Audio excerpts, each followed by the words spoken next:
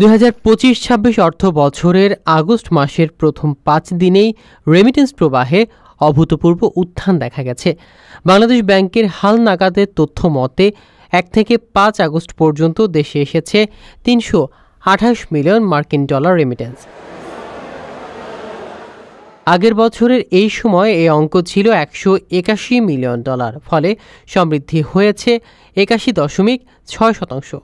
শুধু ৪ ও ৫ আগস্টে এসেছে ১০৮ মিলিয়ন ডলার, অর্থাৎ প্রতিদিন গড়ে ৫৪ মিলিয়ন ডলারের বেশি এসেছে।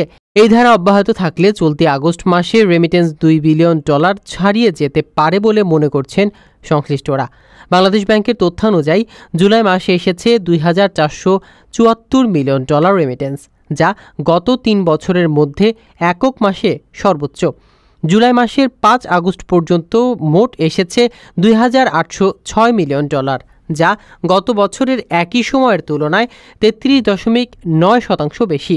বিশ্লেষকদের মতে হুন্ডি প্রতিরোধে সরকারের কঠোর পদক্ষেপ, প্রণোদনা অব্যাহত রাখা এবং দ্রুত লেনদেন ব্যবস্থার কারণে এই প্রবৃদ্ধি সম্ভব হয়েছে। তবে টেকসই উন্নয়নের জন্য দক্ষতা বাড়ানো ও নতুন শ্রমবাজার অনুসন্ধান জরুরি। প্রিয় প্রবাসী, আপনার নিরাপদ ভবিষ্যতের জন্য অর্ধেক দামে আজই ফ্ল্যাট বুকিং করুন। ঢাকায় প্রবাসী সিটি দিচ্ছে সীমিত সময়ের স্পেশাল অফার। জমি ও ফ্ল্যাট একসাথে। যোগাযোগ করুন স্ক্রিনে দেওয়া নাম্বারে।